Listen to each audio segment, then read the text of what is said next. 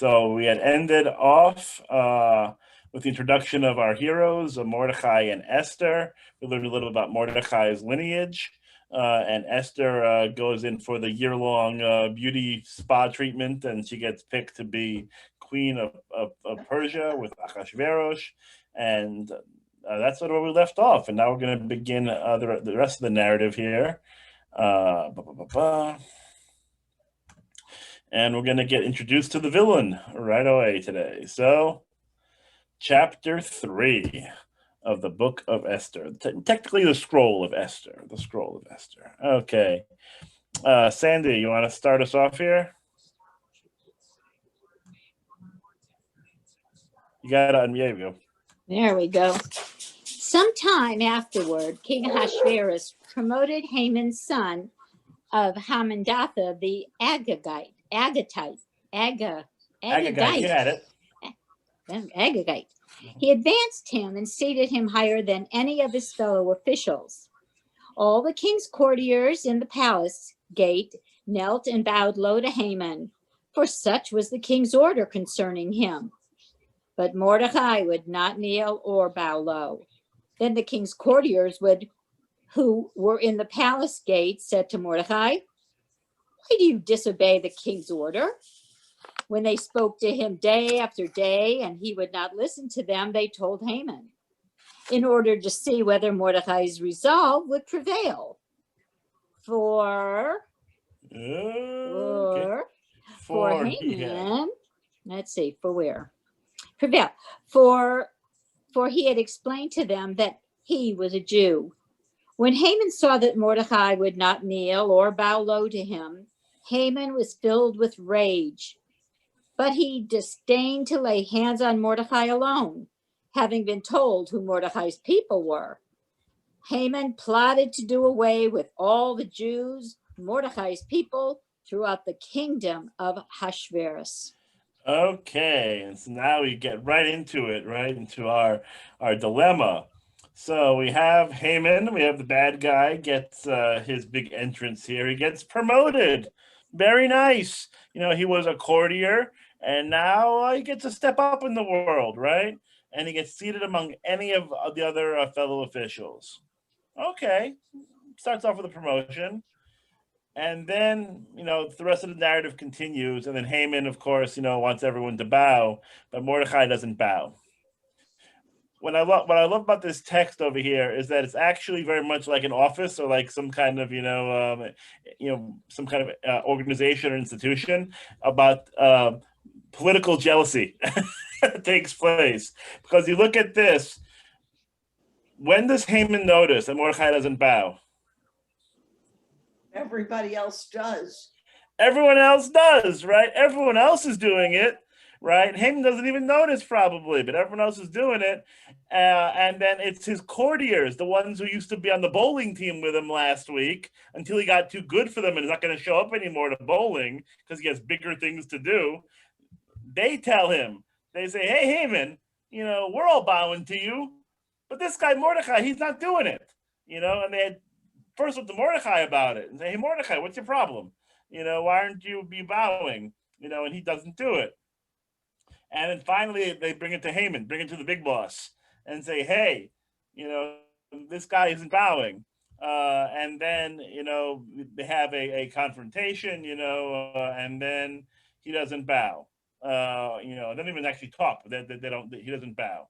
And Haman gets really upset. And of course, as we all get when we're really upset, he goes into a genocidal rage and wants to kill everybody. A little bit of an exaggeration, perhaps, to how one would react. One could say he is overreacting just a smidge to this slight. Sound about right? Yeah. Okay.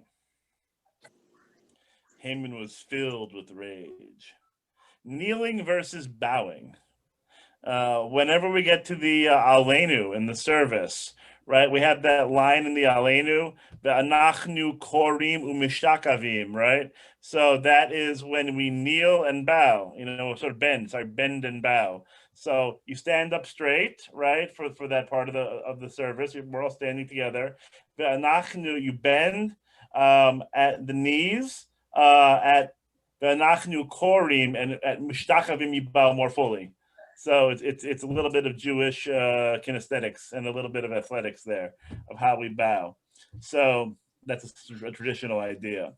So we kneel and bow, etc., etc. But of course, he doesn't do it because he's Jewish. What's the problem here? Of course, with his explanation of why he's not bowing. Because we only bow to God. So we say, right? We only bow to God. Makes sense. Only problem is that there's like 10 times in the Bible where Jewish people bow to other people, out of courtesy, out of respect, whatever it is. You do a little bow. You're not worshiping them, right? You're bowing out of social norms, right? Out of whatever the political strictures are. You give a little bow. Mordechai don't bow.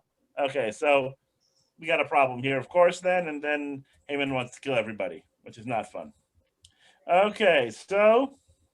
Rabbi, I have a question. Sure. Was there ever a time people did more than bow, like literally prostrating themselves? Yeah, so we have, the remnant of it, with the Grand Aleinu. So during Rosh Hashanah, there's that moment just let's do a full bow, on your face kind of bow. And so one would assume that we did have that too at some point, but I think most of that got weeded out, through the times. But I would guess that there was probably times where it was more common to do a full on your face kind of bow, in especially big moments. I think I had read something once that Sephardim did that. It wouldn't surprise me because it was sort of like a Middle Eastern influence, is what I remember reading. Well, I was going to say it was probably from the interactions with the Muslim community, I'd guess. Yeah. Because that happened a lot, in terms of just cultural assimilation and acculturation. So if you were in a Sephardic community, so the example I always give is that before you go into synagogue, you're supposed to wash your hands. And so in Orthodox synagogue, there are water fountains, places sinks to wash your hands before you go into the sanctuary. In Sephardic tradition, you wash your hands and you also wash your feet. Because the Muslim community, you wouldn't have your shoes on, and so you would go in, on the carpet barefoot, and so you wash your feet, before you go into the mosque. And so the Sephardim had the tradition of washing your feet too. And so if you go to synagogues, I'm sure there are others, but the ones that come to mind are the ones in Israel. You can even see sort of like some of the foot washing stations, that are still there from the ones that had the more Sephardic tradition. Yeah. Especially up north in Sfat. A great question. Okay, Melissa, you're up. In the first month, that is the month of Nisan, in the 12th year of King Ahasuerus, which means the lot, was cast before Haman concerning every day and every month, until it fell on the 12th month, that is the month of Adar. Haman had said to King Ahasuerus, "There's a certain people scattered and dispersed among the other peoples in all the provinces of your realm, whose laws are different from those of any other people, and who do not obey the king's laws, and it is not in your majesty's interest to tolerate them. If it please your majesty, let an edict be drawn for their destruction, and I will pay 10,000 talents of silver to the stewards for deposit in the royal treasury." Thereupon the king removed a signet ring from his hand and gave it to Haman, son of Hammedatha the Agagite, the foe of all the Jews. And the king said, "The money and the people are yours to do with as you see fit." Indeed. Okay. So we have here is an explanation, an etiology even, of our holiday, right? And so in Nisan, right, the first month of the year, because according to the Jewish calendar, we have several first months of the year, but Nisan is a new year. So the first month, Pur, as in Purim, as becomes later Purim. But Pur, the genesis of the no pun intended, the genesis of the holiday's name comes from the Pur, the lots. Pur is not Hebrew.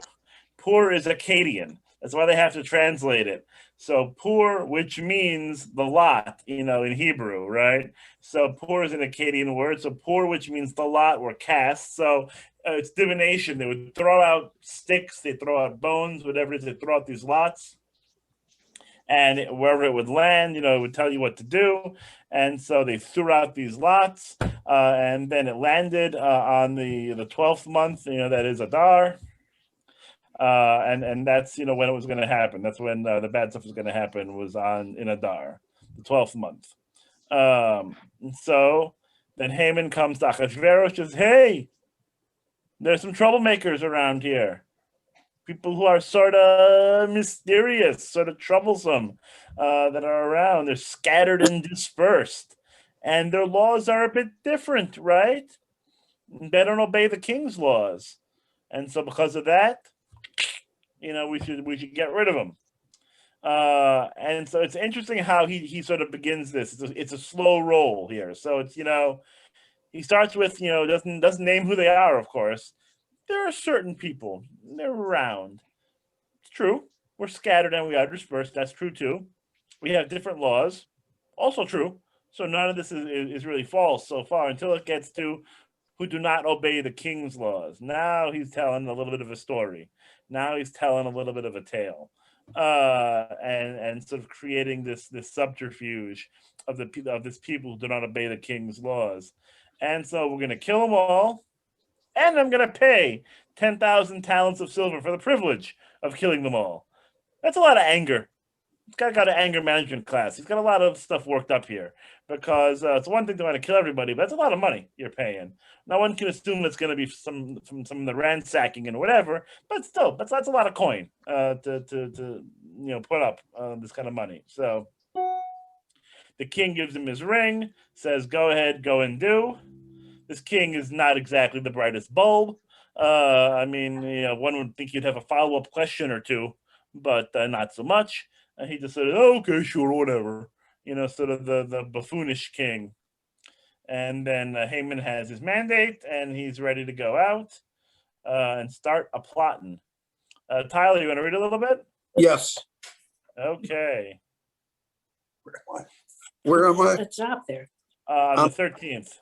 On the 13th day of the first month, the king's scribes were summoned, and the decree was issued as Haman directed, to the king's satraps, to the governors of every province, and to the officials of every people, to every province in its own script, and to every people in its own language. The orders were issued in the name of King Ahasuerus and sealed with the king's signet. Accordingly, written instructions were dispatched by couriers to all the king's provinces to destroy, massacre, and to exterminate all the Jews, young and old, children and women, on a single day, on the 13th day of the 12th month, should be proclaimed. Oh, sorry. That is the month of Adar. Yeah, skip down a little bit. Where the black is. Is the month of Adar, and to plunder their possessions. The text of the document was to the effect that a law should be proclaimed in every single province. It was to be publicly displayed to all the peoples, so they might be ready for that day. The couriers went out over here. Out post haste on the royal mission, and the decree was proclaimed in the fortress Shushan. The king and Haman sat down to feast, but the city of Shushan was dumbfounded. Okay, there we go. So they're not messing around right away. So they're drawing up the orders, they're drawing up the edicts, they're sending it out everywhere and anywhere in the whole kingdom of Persia, different languages, a very harsh language, as we see. We're going to kill everybody, kill, massacre, exterminate, young and old, everybody, is going to get it, and to take all their possessions. And it sort of goes out, and everyone's looking at this going, huh? What now? Why are we doing this again? Like, it doesn't make any sense. Like, they're just, it's a confusing situation for everybody as to why this weird edict is going out. Because again, one can make an assumption that the people of Shushan, people of Persia, didn't really have that many strong feelings either way about the Jewish community that was living among them. They're fine. They're paying their taxes. They don't eat a pork chop with us, maybe, but aside from that, it's fine. They're doing their thing. They're doing them. They're doing us. It's fine. They have no real desire to kill everybody. But now we have an edict that goes out and says we're going to kill them all. Okay. So everyone's a bit confused. Okay, so speaking of confusion, let's go back to that big question that we have that sets off the entire story. This issue about Haman and Mordechai, and why doesn't Mordechai bow? So we explained already that, in biblical tradition, like we have people, Abraham bows to the Hittites, to another nation. Jacob bows to his father-in-law, Laban. We have all these other moments where people are just sort of bowing out of respect, out of societal politeness, whatever it is. They're bowing. Mordechai doesn't bow. And so one can reasonably say, what's this guy's problem? Because if he just bowed, maybe we wouldn't have to worry about being all massacred on one day. Maybe he shouldn't bring all this service upon us. Get your knees a little dusty, do a little bow, and that'll be it. No? No. He wasn't going to, what's the word? His integrity, because what I heard from kind of is like the intention behind the bows, why Abraham did, and who else you said, what the intention was much more of a respect. And for Mordechai, I don't think he was not going to do something he did not believe in that was right, or feel that way about Haman. Yeah. Right?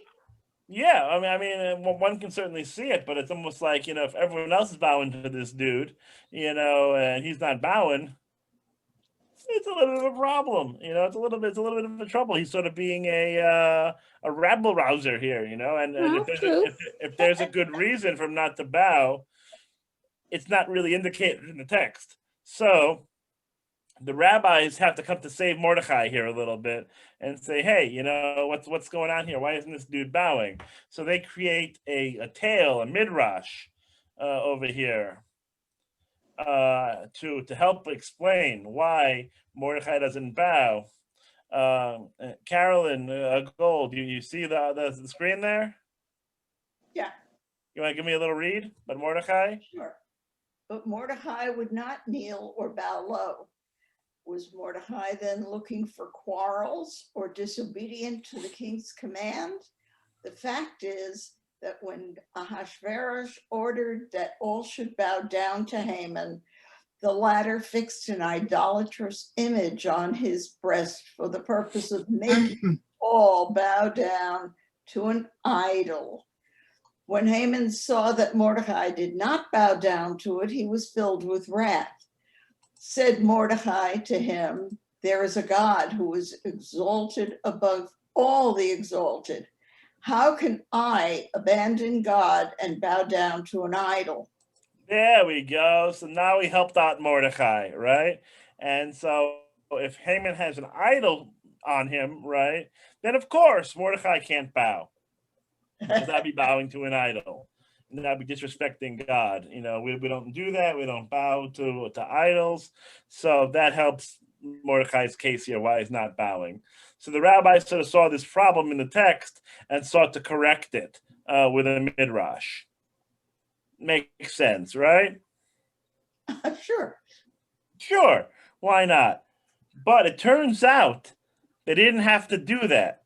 They didn't have to create a story, because the text actually gives us hints. It gives us allusions to why Mordechai doesn't bow. And this, we have to always have our close reading of the text. We have to go through genealogies here. So the text is very clear. We saw it in our last reading here about Haman's lineage, right? So it said a few times Haman was an Agagite. Esther 3:1, and it appeared again that he's an Agagite, son of Hamadathiah, whatever it was, the Agagite. And Mordechai, we read last week, is a son of Kish, a Benjaminite. So we had both of those lineages. So the question is, who are these dudes?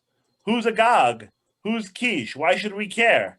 About who their parents and grandparents and their ancestors were. Why does it matter at all? So we got to find out who these people are then. Who's Agag and who's Kish? I'm Agag and aghast. We have to figure out what's going on here. Gary, what's happening here? Samuel 15, 1 through 7, as I try to get this looking correctly. There we go. Okay. Samuel said to Saul, I am the one the Eternal sent to anoint you king over his people Israel. Therefore listen to the Eternal's command. Thus said the Eternal of hosts, I am exacting the penalty for what Amalek did to Israel, for the assault he made upon them upon the road on their way up from Egypt. Now go attack Amalek and proscribe all that belongs to him. Spare no one, but kill alike men, women, infants, and sucklings, oxen and sheep, camels, and asses. Saul mustered the troops, and Saul destroyed Amalek from Havilah all the way to Shur, which is close to Egypt, and he captured King Agag of Amalek alive. He proscribed all the... Sorry. Go ahead. He proscribed all the lambs and all else that was of value. They would not prescribe them. They would prescribe only what was cheap and worthless. Okay. And so we have here this idea. So we've got to go back. So this is from the time of the kings, right? Saul is the first king of Israel, and Samuel is a prophet. We're going to have a little bit of a power struggle here, because the king thinks he should be in charge, and the prophet thinks he should be in charge, because the prophet talks to God, and God commands everything, including the king. The king thinks, hey, I'm the king. It's good to be the king. I do what I want, right? And so Samuel the prophet tells Saul the king, do this. You got to go kill these people. A little harsh, but you got to go kill them all. Kill everything, destroy everything, burn everything, because these people are Amalekites from Amalek, the sworn forever enemy of the Jewish people. That in the Torah, the Amalek and his band, they attack the Israelites on their journey in the wilderness. They attack them from behind, and they slaughter the women and the children. They attack the weak and the enfeebled. And for that, God eternally punishes them in a way that God makes it clear these are our sworn enemies. We're going to be fighting Amalek forever. And, he is the big villain of the piece. So Amalek at this time, this tribe is ruled by our friend King Agag, right? And so Agag is the king here. And instead of killing him like he's supposed to, Saul lets him live. Saul keeps him alive. He kills some of the people, whatever it is, but he spares Agag, and he spares the best of the sheep, the ox, and the fatlings, the lambs, all else that was of value. Because why would they want to get rid of it, right? When soldiers win a battle, what's the whole point of these soldiers when they come to war? They want the booty, right? They want the goods. You go in to attack these things, the soldiers aren't getting paid a whole lot of money. They want to ransack things. So whenever there's war, there's a lot of looting and ransacking and pillaging that goes with it, because they want to get paid. Especially, I might add, if they lose. So, if they lose a battle, who usually gets it on the way back? Any villages that are in their way, of people they don't like. This is the story of the Crusades. The Crusaders go over to redeem the Holy Land, from Muslim rule, and sometimes get their butt kicked, and then they come home, all wounded and browbeaten. And who's in the way on the way back home? Jewish villages, so they can come kill those people and take some money because they didn't take over Jerusalem. So it's very common during these battles that you want to take stuff. The soldiers take stuff for themselves as payment for their trials.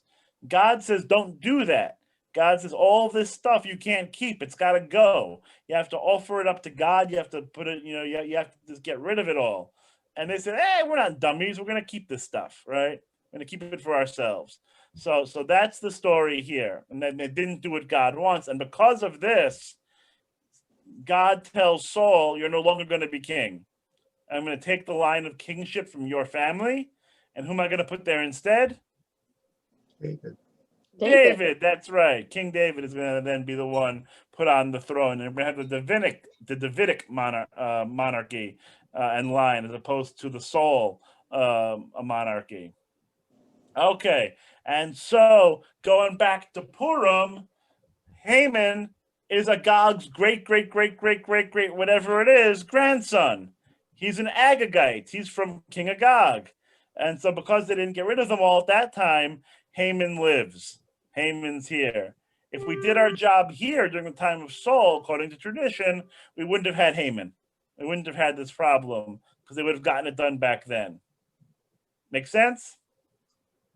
Makes sense. Okay, so we know who Haman is. Fine, that's half the story. But a little earlier in Samuel, we have Sharon. You want to pick up here?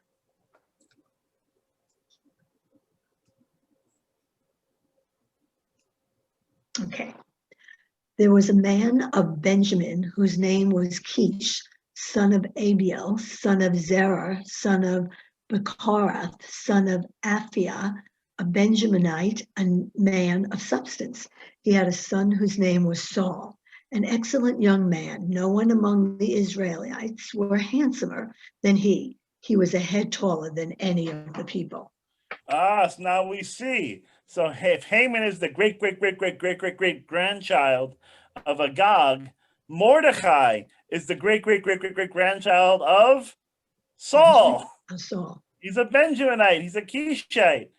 We got here, my friends, is the Hatfields and the McCoys. You have these two families that have hated each other for generations, constantly fighting each other, constantly attacking each other.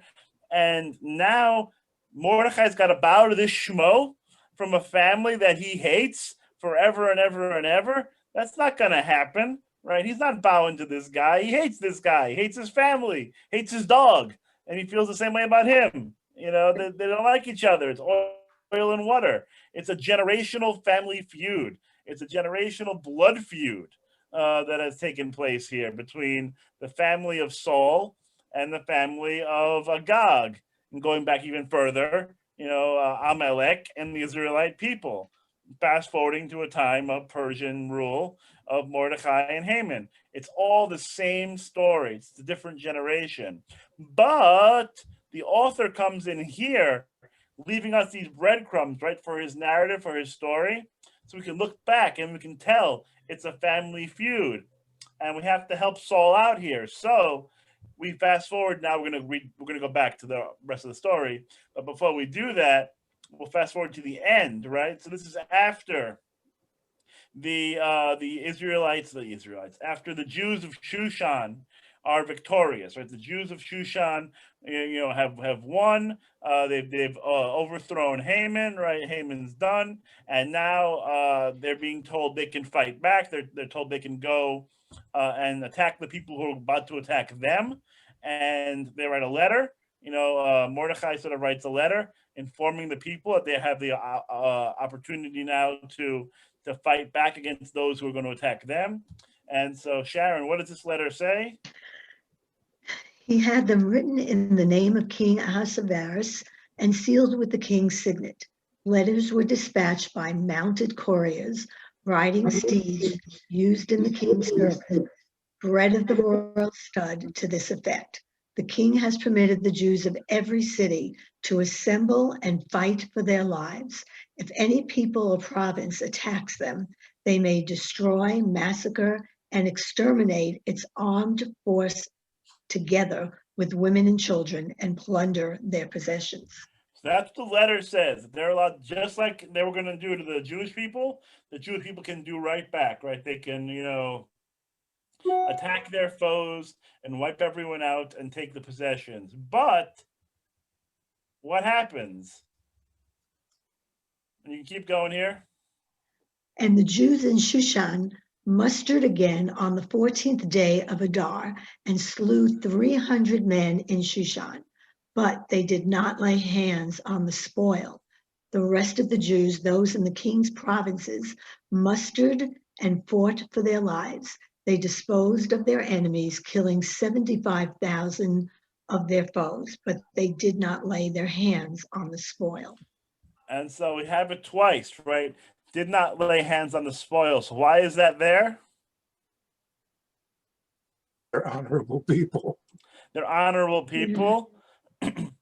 And it corrects the 500-year-old plus mistake, right? Because the mistake in the first story of the Gog was they took all the stuff, right? They took the best of the sheep, the fatlings, the oxen, the lambs, everything else. They took it for themselves, and they weren't supposed to do that. They were supposed to leave it alone. And so now we fast forward to this story, and they leave it alone. They don't touch it, right? So they correct their mistake, their generational mistake from hundreds of years ago by not taking the spoil. No. Rabbi, this story is a little odd because it makes you think, since the king is writing a letter to give permission to the Jews to fight back, that maybe he knows what he's doing is wrong. With my glasses. Here they are. Which part was wrong? That he's even saying that we're going out to kill the Jews. I mean, usually, we're going out to kill the Jews, and I'm also giving permission for the Jews to fight back. Yeah, Right. so the idea was that you can't repeal a royal order. So what he says is that he has the royal order, it's been sent out, it can't be repealed. Remember, like the story with Vashti, right? So Vashti gets sent away by the same kind of edict, right? And so it's what's it called? It's a device. It's in the story that these things that the king writes can't be repealed. So what he can do is, instead of saying "Don't kill the Jews," he says, "Jews, you can fight back. Fight back. And it's okay for you to muster your forces." It's ridiculous in terms of It the is. actual just. I mean, it doesn't make any sense, and that's why it's a satire. But it's a satire that I think is written with this idea of somehow like connecting these narratives together, of the Saul Agag narrative with the Mordechai and Haman narrative, to connect them together. For him to go, this is cool. Let me, sort of do this and link it, to this story, to create this bigger story about these Hatfield and McCoy families. Okay, so now that we've gotten all that good history in, let's continue with the story. So, of course, now the letters, we're going back, so the letters have all gone out. We're all sad, because the king has written this edict to kill all the Jews in Persia. Linda White, you want to pick up here a little bit? When Mordecai learned all that had happened, Mordecai tore his clothes and put on a sackcloth and ashes. He went through the city crying out loudly and bitterly until he came in front of the palace gate, for one could not enter the palace gate wearing sackcloth.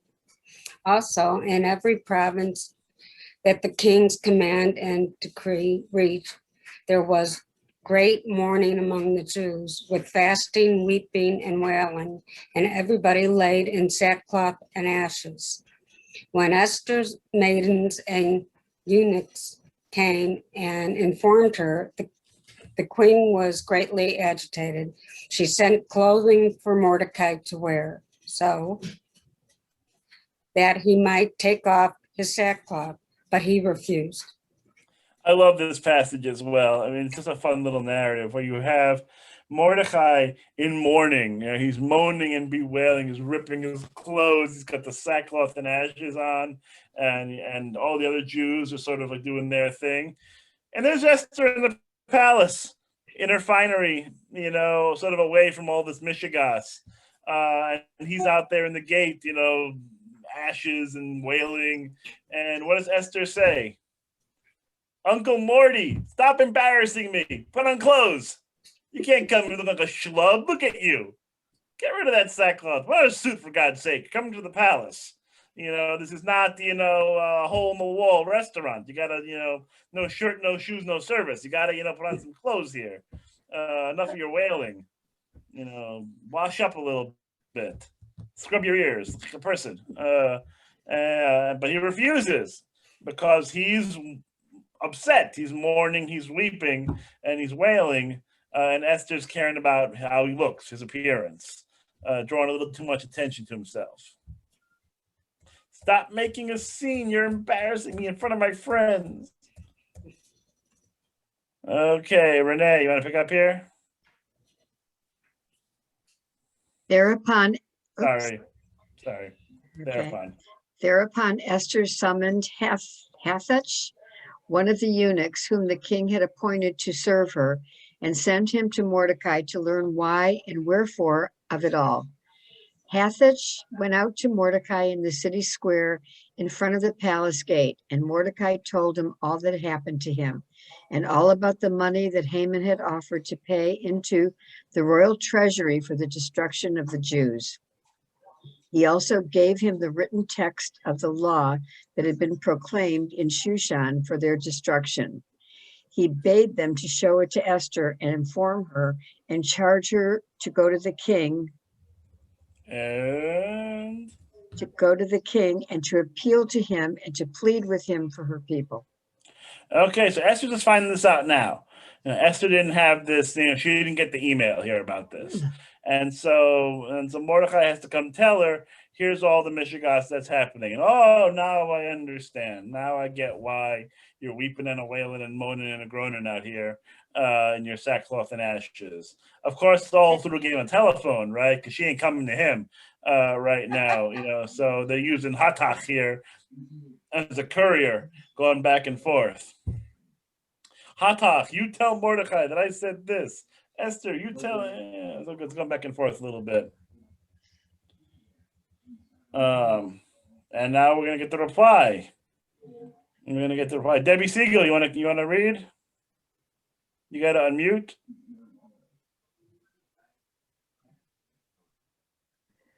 I have the hiccup, so I'm going to pass. You're gonna pass. Okay, hiccup. feel better. Thank you. A little bit of a hiccup here. Okay, 1, 2, 3, 4, 5. Okay. Okay, Sandy, I think we're back to the top. I think everyone else had a shot at it already. When Hathach came and delivered Mordecai's message to Esther, Esther told Hathach to take back to Mordecai the following reply. All the king's courtiers and all the people of the king's provinces know that if any person, man or woman, enters the king's presence in the inner court without having been summoned, there is but one law for him, that he be put to death. Only if the king extends the golden scepter to him may he live. Now I have not been summoned to visit the king for the last 30 days. One gets the impression it's not the closest of marriages, sort of, it's saying, it's like, 30 days, come on now. And of course, again, it's a rhetorical device. Of course, everybody knows that you can't just walk in and see the king, even if you're married to him. But you can't go and see him. You have to, be invited. You have to get the Evite to come to see the king. And if you don't, once again. And so there are some stakes here, that Esther has to overcome. She has to decide whether or not, she's going to take this risk and possibly, risk her own life here. To take up this cause. Everyone knows this, Mordecai. Okay, Sandy, you want to keep going here? Sure. When Mordecai was told what Esther had said, Mordecai had this message delivered to Esther. Do not imagine that you, of all the Jews, will escape with your life by being in the king's palace. On the contrary, if you keep silent in this crisis, relief and deliverance will come to the Jews from another quarter, while you and your father's house will perish.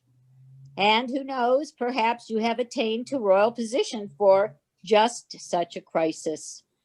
Yeah, I don't know. I never loved this passage. But that being said, this idea that Mordechai is basically saying you got to say something.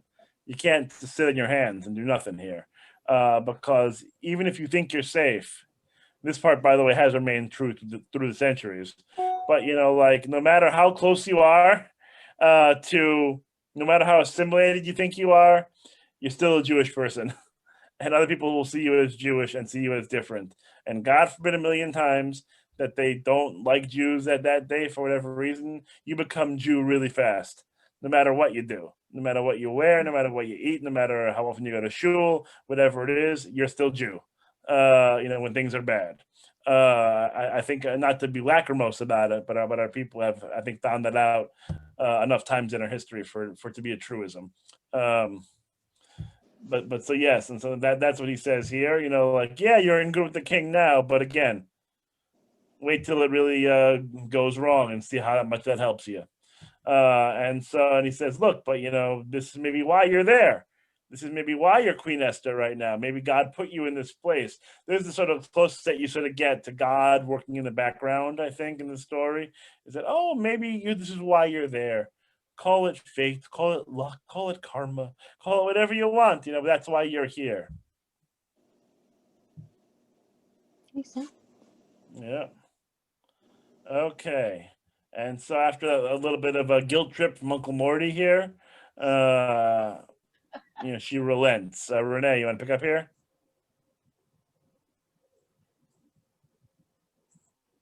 Then Esther sent back this answer to Mordecai. Go, assemble all the Jews who live in Shushan, and fast in my behalf. Do not eat or drink for 3 days, night or day, and my maidens and I will observe the same fast. Then I shall go to the king, though it is contrary to the law, and if I am to perish, I shall perish. So Mordecai went about the city and did just as Esther had commanded him. Oh, now he's treating her like the queen. Yes, indeed. So now it's time to go. Right now, okay. Have a little fast. Watch the calories for these 3 days. No eating, no drinking. For 3 days, and then once that's done, this is the closest we get. We don't get prayer here. We don't get calling out to God. We get a fast. It's something, right? Ritual observance. Now she's gonna go get him. Go get him, Esther. Okay. Chapter 5. Okay, chapter 5. Renee, you want to give me a little more here on the third day? Sure. On the third day, Esther put on royal apparel and stood in the inner court of the king's palace, facing the king's palace while the king was sitting on his royal throne in the throne room facing the entrance of the palace. As soon as the king saw Queen Esther standing in the court, she won his favor. The king extended to Esther the golden scepter, which he had in his hand, and Esther approached and touched the tip of the scepter. What troubles you, Queen Esther? The king asked her, and what is your request? Even to half the kingdom, it shall be granted to you. If it please your majesty, Esther replied, let your majesty and Haman come today to the feast that I have prepared for him. The king commanded, tell Haman to hurry and do Esther's bidding. So the king and Haman came to the feast that Esther had prepared. And again, one of my favorite parts of the story right here. And so Esther gets all dolled up in her royal best, to come out to see the king. She comes in there to the inner court. She comes into the sanctorium here, whatever it is.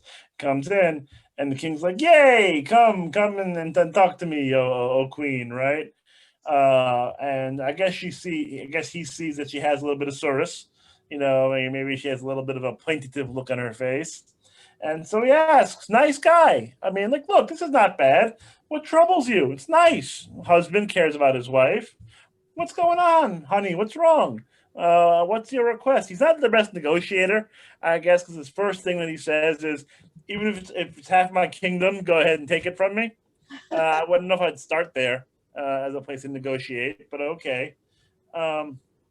Now, one can rightly ask why the story of Esther continues past this chapter, because okay, Esther, what's your problem? Like, what's going on here? And you would expect as a reader, right, for this next sentence to be, hey, this jerky guy is trying to kill me and my people, right? Like that would make sense here as the request, right? But the request is, you want to go out to dinner? Let's grab a little bite, let's grab a little nosh. Could use a good cup of wine. Who couldn't? Get a nice glass of Cabernet or something, maybe some cheese, some nice little fruit, accoutrement. I'll have a little thing, it'd be nice, you know, not bad for an evening. Sure, why not? The king says, great. Tell Haman to, get dressed up. We're going to have a dinner. We're going to have some good wine, good conversation. Not bad. Why doesn't she tell him now what's going on? Because the story would be shorter. That's why. And we can't have that. We need to go through a couple more rounds of this. So, and as we see right away, so we go round and round right away. So, Carolyn, you want to pick up here at the wine feast? At the wine feast, the king asked Esther, "What is your wish? It shall be granted you. And what is your request? Even to half the kingdom it shall be fulfilled." "My wish," replied Esther, "my request, if your majesty will do me the favor, if it please your majesty to grant my wish and accede to my request, let your majesty and Haman come to the feast which I will prepare for them, and tomorrow I will do your majesty's bidding."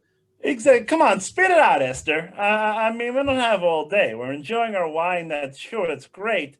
And so, Esther, come on now. What's your wish? My wish, if you do me the favor, and if it pleases you, and you grant, and you accede, and come to another dinner. Why not? Come to a second dinner. Another wine feast. She likes to booze it up a little bit. She's milking it for all it's worth. But again, could have been revealed here, right? Just as easily. This is the problem. But no, we're going to do it all again tomorrow. Because, why not? We'll do it all again. Okay, Carolyn, you want to give me a little more here? Sure. Day? That day, Haman went out happy and lighthearted. But when Haman saw Mordechai in the palace gate, and Mordechai did not rise or even stir on his account, Haman was filled with rage at him. Nevertheless, Haman controlled himself and went home. He sent for his friends and his wife Zeresh, and Haman told them about his great wealth and his many sons, and all about how the king had promoted him and advanced him above the officials and the king's courtiers. Yeah, just bring all his friends together. Okay, he just came home from a party. Now he's having another party, So he comes home from the party, sees Mordechai, get angry at the sight of somebody sometimes, You see someone who makes you mad for whatever reason, you just sort of see them, gets upset. So he goes home, and he has his friends, his wife, everyone's hanging around. He's like, let me tell you how awesome I am, right? Let me tell you about all the great things about me. Not really the most humble dude, to be fair, right? So Haman's bragging a little bit about how awesome he is, and how he got promoted. Hey, guys, I got a great new job. Got a nice wife, got all these kids, got all my possessions, got the new iPhone, got everything going on in my life that I want, nice car, whatever it is. He's very happy, but there's a problem, of course, because there always is. Melissa, you want to pick up here? What is more, said Haman, Queen Esther gave a feast, and besides the king, she did not have anyone but me. And tomorrow, too, I am invited by her along with the king. Yet all this means nothing to me. Every time I see that Jew Mordechai sitting in the palace gate. Then his wife Zeresh and all his friends said to him, let a stake be put up, 50 cubits high, and in the morning ask the king to have Mordechai impaled on it. Then you can go gaily with the king to the feast. The proposal pleased Haman, and he had the stake put up. It's a pretty big stake.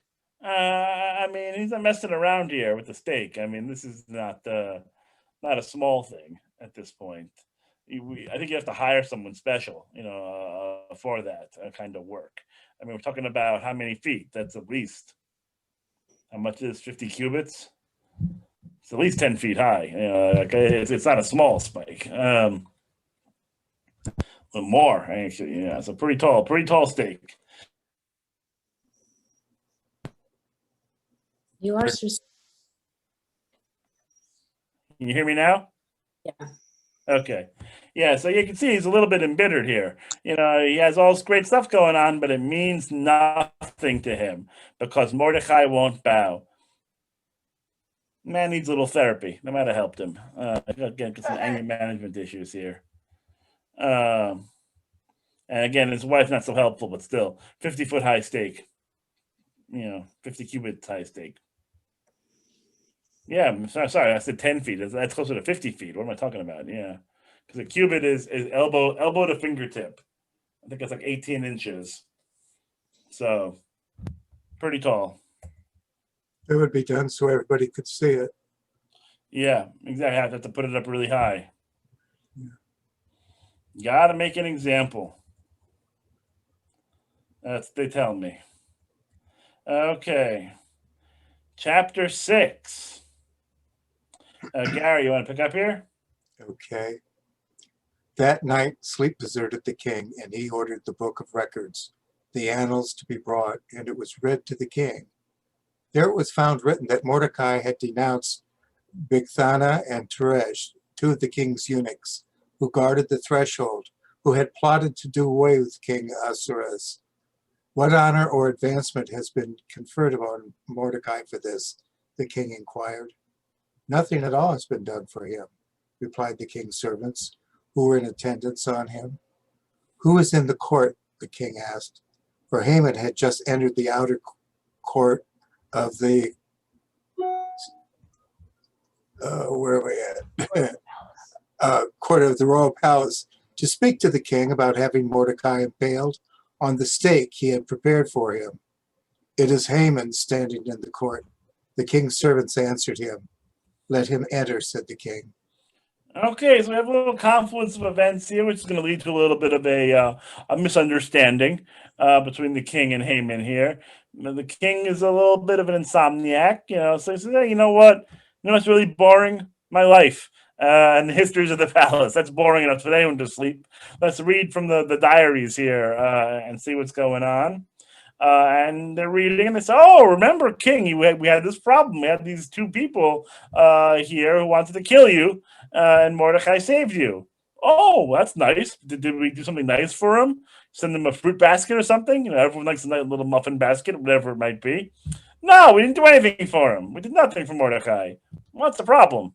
Okay, and as he's cogitating about that, then Haman comes in for a little chat about killing said Mordecai, who just, they were talking about honoring him. Now Haman wants to come in and talk about killing him and putting him on the stake. So they're going to have a conversation, sort of a Abbott and Costello-ish who's on first kind of routine here. Sharon, you want to pick up here?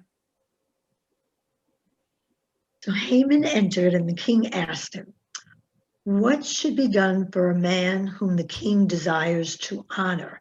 Haman said to himself, whom would the king desire to honor more than me?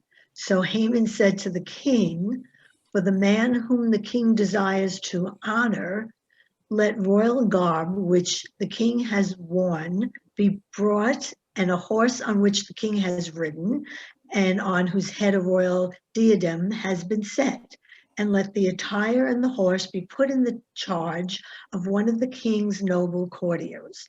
And let the man whom the king desires to honor be attired and paraded on the horse throughout the city square, while they proclaim before him, this is what is done for the man whom the king desires to honor.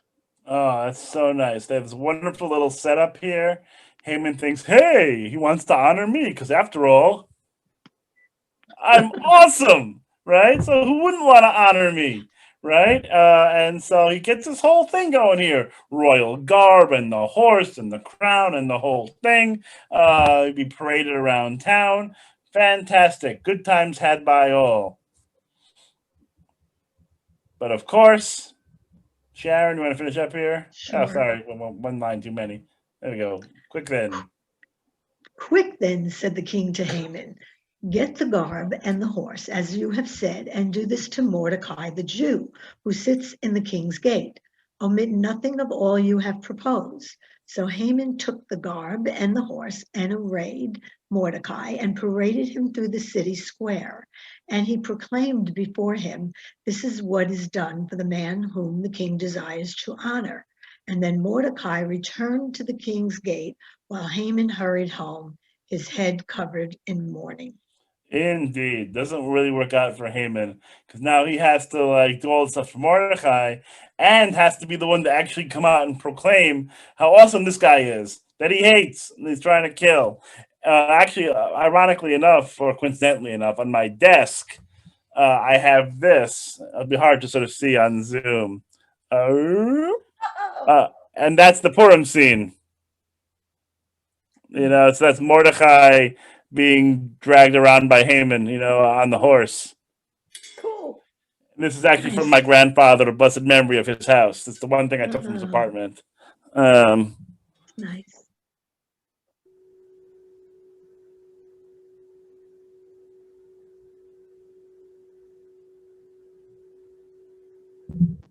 Okay, there we go. So yes, and so Haman is not amused, obviously, and then again, I love this scroll so much because there's these little human moments. So he comes home, he's depressed, he's upset, he had this humiliating experience at work, so to speak. It was not a good day for Haman, and so he comes home, he's exhausted, he's just humiliated, and he comes home, talk to the missus. Linda, you want to pick up over here?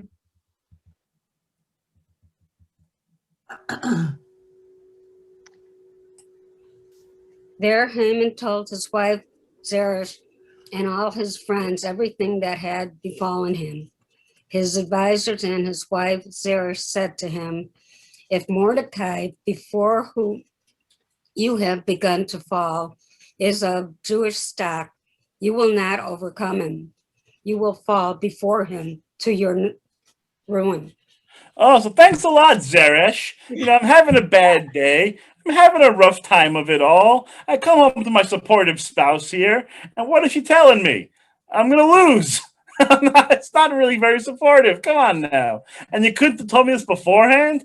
2 minutes ago, you're saying build the stake 50 cubits high. And now I'm told that I'm going to lose this battle in the end. My advisors telling me that I'm going to fall.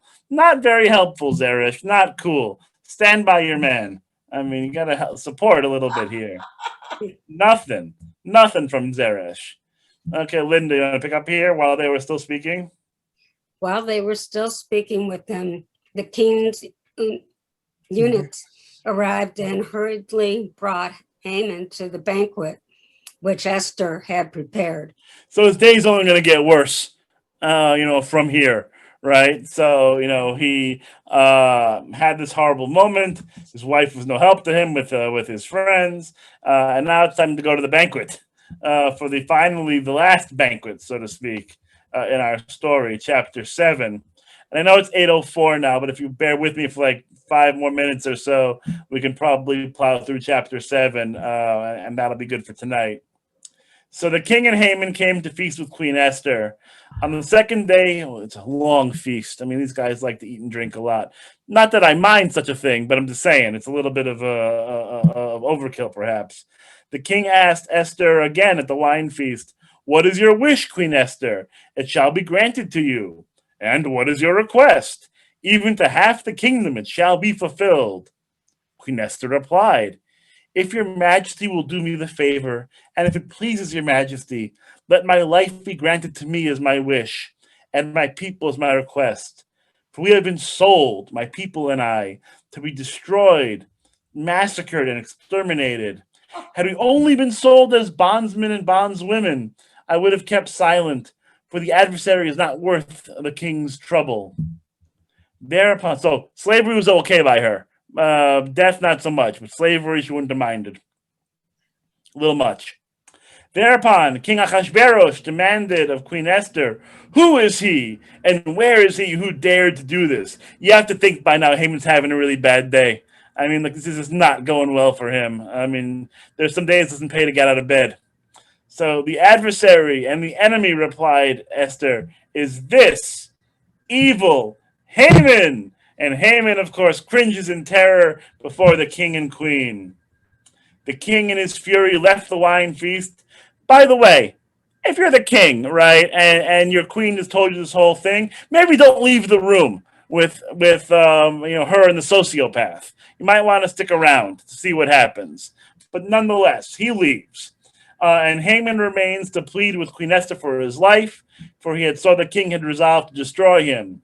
So when the king returned from the palace garden to the banquet room, Haman was lying prostrate on the couch on which Esther reclined.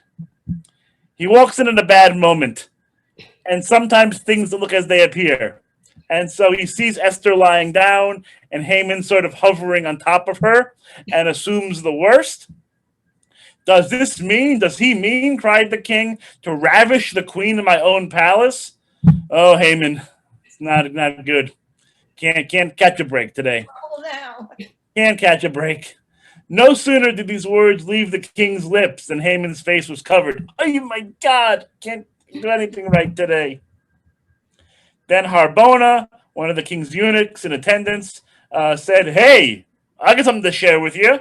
What's more, there's a stake standing at Haman's house, 50 cubits high, which Haman made for Mordechai, the man whose words saved the king.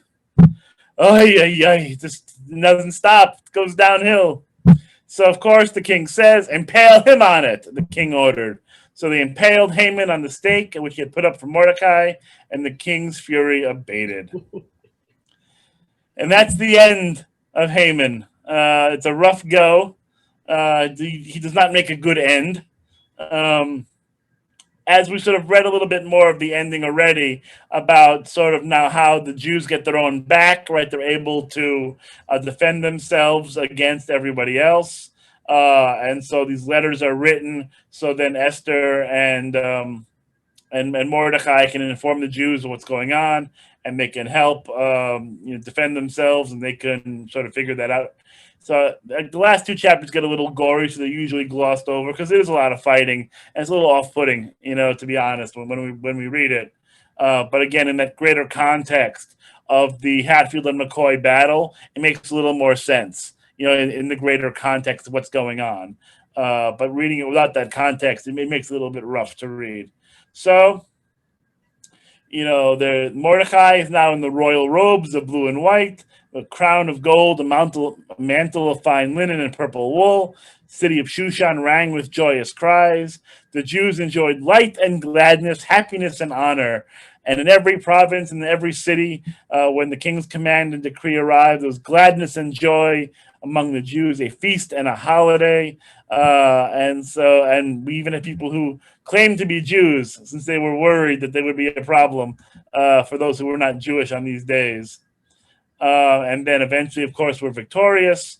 The Jewish community fights back. They defeat their enemies. And again, a lot of death. And then really by the end of the story, we get to finally on the 13th day of Adar, which we just passed. And there was so it was on the 13th day of a month of Adar, and the rest of it on the 14th day, making it a day of feasting and merrymaking. But we have the Jews in Shushan did it an extra day, so we have even more feasting and more rejoicing. And this is why village Jews who live in unwalled towns observe the 14th day of the month of Adar and mark it as a day of merrymaking and feasting, as a holiday and an occasion for sending gifts to one another. And so we partied with feasting and gladness. Amen ve'amen. And that's why we have Purim. The end. Okay. Quite a story. It is quite a story, It was a nice spiel, a good spiel. And a good spiel. So one can see how this, how this story lends itself to a spiel, perhaps more than like other stories we have in our history, right? Like one can understand, because the story is meant to be silly and funny, and a lot of exaggeration and a lot of just over the topness to the story, and a lot of caricature like figures who are the leaders of the play, so to speak. You know, each of them has their role to play, and they play it to the extreme. So it is a little bit of a send up, I would think. I think it was meant to be almost like performed in a irreverent, almost bawdy, kind of way.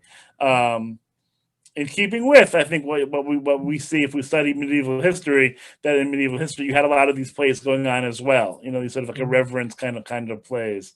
So I think it makes sense in that context. And then we have for many years past and to the future created delightful perm spiels where you can make fun of things and have pop culture references aplenty that make no sense in 5 years. But True. it's like everyone had their Hamilton perm spiel. Right. It was good. It was good.